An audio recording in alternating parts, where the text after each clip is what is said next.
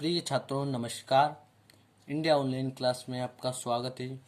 आज हम प्रश्नवाली 4.2 का जो है प्रश्न क्रमांक 5 हल करेंगे, जिसमें दिया हुआ है एक समकोण त्रिभुज की ऊंचाई।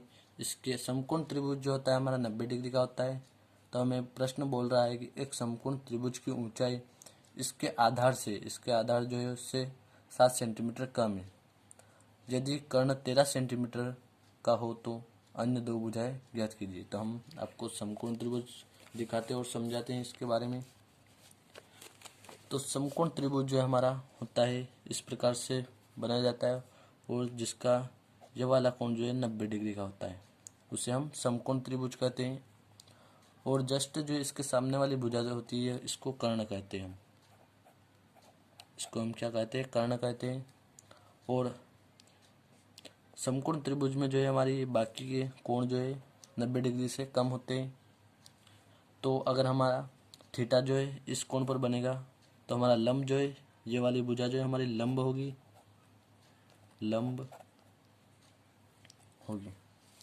और जो बची हुई जो भुजा है इसको हम आधार कहेंगे। आधार। तो प्रश्न में जो है हमें दिया हुआ है कि कर्ण जो है हमारा क्या है। कर्ण हमें 13 सेंटीमीटर दिया हुआ है, तो हम लिख लेंगे यहाँ पर तो कर्ण 13 सेंटीमीटर।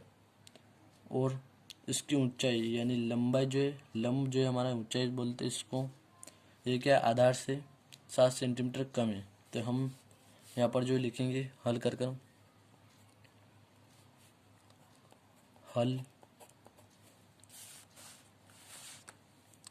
हम लिखेंगे यहाँ पर माना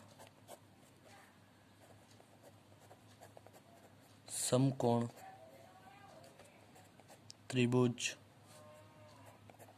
ABC जो है ABC का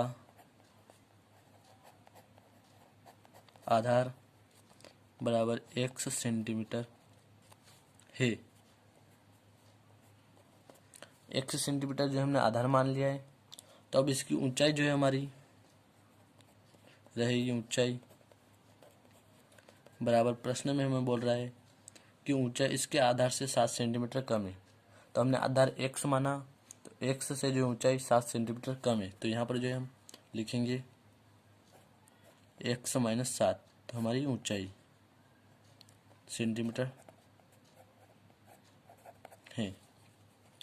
और कर्ण भी हम लिख लेते हैं यहाँ पर, जो हमें दिया हुआ है कर्ण बराबर 13 सेंटीमीटर। तो जो इस त्रिभुज में जो हमने कर्ण लिख लिया 13 सेंटीमीटर है।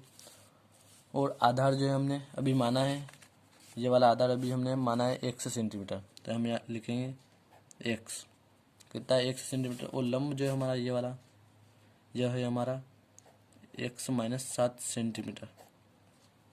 तो अब हमारा इस समकोण त्रिभुज में जो हम पाइथागोरस प्रमेय का प्रयोग करके इसको हल करेंगे हम आगे। तो यहाँ पर लिखेंगे अब हम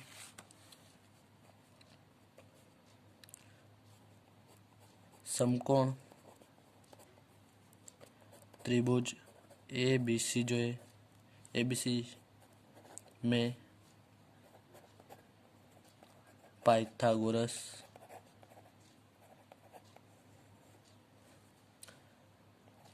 प्रमेय से, अब इसको पाइथागोरस प्रमेय से जो है आगे हल करेंगे। तो पाइथागोरस प्रमेय जो हमारा होता है कर्ण का वर्ग बराबर लंब का वर्ग प्लस में आधार का वर्ग। तो हमारा कर्ण जो है 13 सेंटीमीटर दिया हुआ है। आप यहाँ आकृति में भी देख सकते हो, और इस आकृति को आप अपने फेर में बना लीजिएगा ताकि समझने में जो है आपको आसानी मिले। तो हम इसको यहाँ पर भी देख सकते हैं, कर्ण जो है हमारा 13 सेंटीमीटर, इम्प्लाई जेड का जो चिन्ह लगा देते हैं हम यहाँ पर 13 सेंटीमीटर, जो इस पर हमें कर्ण का वर्ग लगाना है बराबर लंब जो है हमारा x - 7 इस पर जो है हम वर्ग लगा देंगे। फिर प्लस में जो आधार रहेगा हमारा, आधार हमारा x सेंटीमीटर। तो x का वर्ग। फिर यहाँ पर 13 का वर्ग जो है हमारा होता है 169। 13 का वर्ग होता है वर्गमूल 169 होता है। फिर यहाँ पर x माइनस 7 का वर्ग जो है, इसके लिए हम एक सर्वसमीका का प्रयोग करेंगे।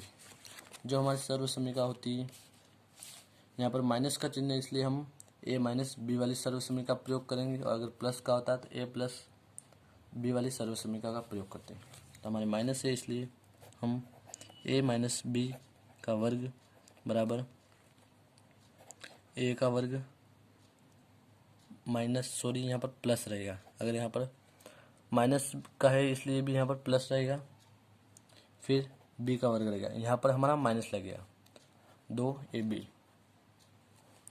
तो इस सर्वसमीका का जो हम प्रयोग करेंगे, तो a जो है हमारा a क्या है x, और b हम 7 मान लेते हैं। तो x का वर्ग प्लस 7 का वर्ग, फिर माइनस में रहेगा 2 गुणित x गुणित दूसरी संख्या हमारी 7 रहेगा। फिर यहाँ पर x का वर्ग का इसका ऐसे हम लिख देंगे। फिर 7 का वर्ग जो है हमारा होगा 7 तो 7 49।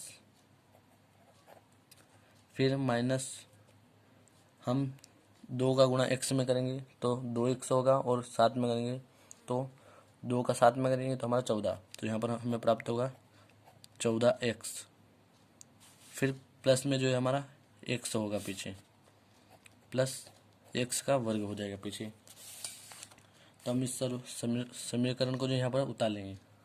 समीकरण हमारा x का वर्ग प्लस 49 माइनस 14x, प्लस में फिर हमारा x का वर्ग रहेगा। फिर यहाँ पर 159 बराबर ये वाला x वर्ग और ये वाला जो x है इनको हम जोड़ेंगे तो हम 2 हो जाएगा। हमारा जो दोनों मिलकर क्या हो जाएगा 2x का वर्ग माइनस 14x को हम यहाँ पर लिखेंगे, और 49 जो है पीछे लिखेंगे, क्योंकि ये जो है हमारी एक अचर राशि 50। फिर 169 जो है हमारा 13 का वर्ग, इसको हम बराबर से इधर ले जाएंगे। तो ये वाली जो है ये इस पूरे समीकरण को हम बराबर से इधर लाएंगे, इसके लिए हम इसको पीछे नहीं ले जाएंगे। तो हमारा समीकरण जो है पूरा जो है माइनस का हो जाएगा। तो प्लस का 2 हमारा माइनस का हो जाएगा, माइनस 2x का वर्ग माइनस का 14x हमारा प्लस का 14x हो जाएगा, और फिर प्लस का 49 जो हमारा माइनस का 49 हो जाएगा, और 169 हमारा प्लस का ही रहेगा।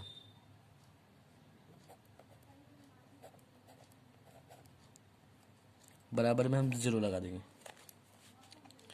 फिर इसके बाद हम क्या करेंगे, यहाँ हमें यहाँ पर जो है इसमें से जो माइनस प्लस का निशान है तो माइनस हो जाएगा हमारा, माइनस प्लस माइनस होता है, तो यहाँ पर हम ये वाली संख्या जो माइनस होगी तो हम इसको आगे वाली संख्या जो इसको जो करते हो लिख देंगे 2x का वर्ग प्लस 14x। फिर हमारा माइनस प्लस माइनस होगा तो हमें 120 प्राप्त होगा, लेकिन प्लस का रहेगा क्योंकि छोटी संख्या जो है प्लस की ओर बड़ी छोटी माइनस की ओर बड़ी प्लस की, इसलिए 120 बराबर 0। फिर अब हम यहाँ पर लिखेंगे -2 से भाग देने पर। अब हम यहाँ पर क्या इससे भाग देंगे, -2 से भाग देने पर। अब हम रफ्त में कर आपको दिखाते हैं भाग देकर। तो हमारा समीकरण जो यहाँ पर लिखते हैं हम सबसे पहले -2 x का वर्ग प्लस 14x फिर प्लस का 120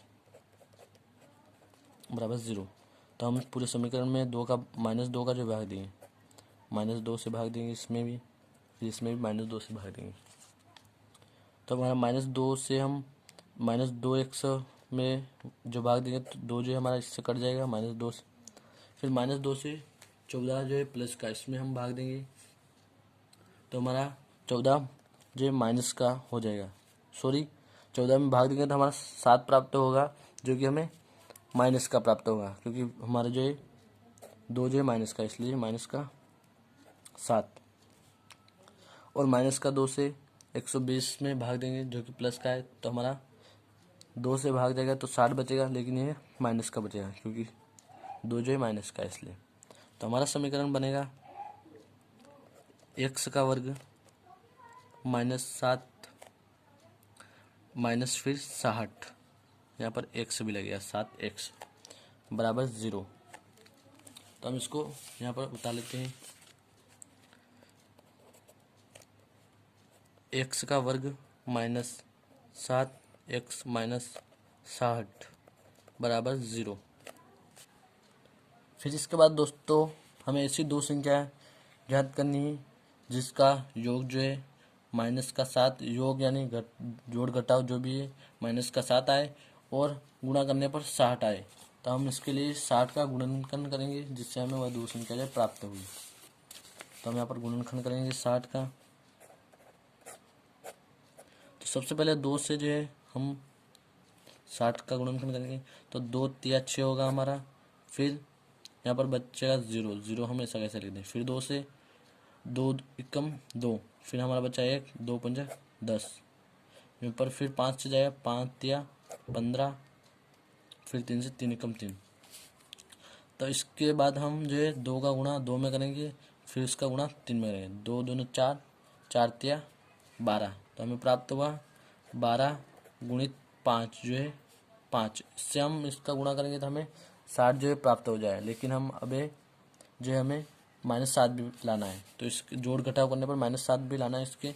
तो हम क्या करेंगे 12 को जो है माइनस का कर देंगे और इसको प्लस कर देंगे, तो हमारा माइनस प्लस जो है माइनस का होगा, लेकिन बड़ी संख्या माइनस की, इसलिए हमें यहाँ पर माइनस की संख्या प्राप्त होगी। तो हम यहाँ पर चिन्ह बराबर का लगाते हैं और माइनस करेंगे तो 12 में से 5 जाएगा, हमारा बचेगा क्या 7 बचेगा, लेकिन माइनस का बचेगा क्योंकि बड़ी संख्या जो है माइनस की, इसलिए हमें -12 और +5 हम यहाँ पर लिखेंगे। तो x का वर्ग, फिर यहाँ पर लिखेंगे हम -12x, फिर यहाँ पर -5x बराबर फिर यहाँ पर लिखेंगे हम -60 बराबर 0। इसके बाद जो है हम इसमें से जो है कॉमन निकालेंगे और फिर इसमें से कॉमन निकालेंगे। तो इसमें से जो है हम कॉमन निकालेंगे तो हमारा x कॉमन आ जाएगा, क्योंकि x इसमें भी और x इसमें भी, इसलिए x जो हमारा कॉमन आ जाएगा। फिर कोष्टक लगाएंगे, फिर जो हमारा यहाँ पर एक x बच जाएगा, x लिख देंगे, माइनस यहाँ पर हमारा 12 बच जाएगा क्योंकि x बाहर आ जाएगा, इसलिए माइनस लगाएंगे यहाँ पर क्योंकि संख्या जो है माइनस की है।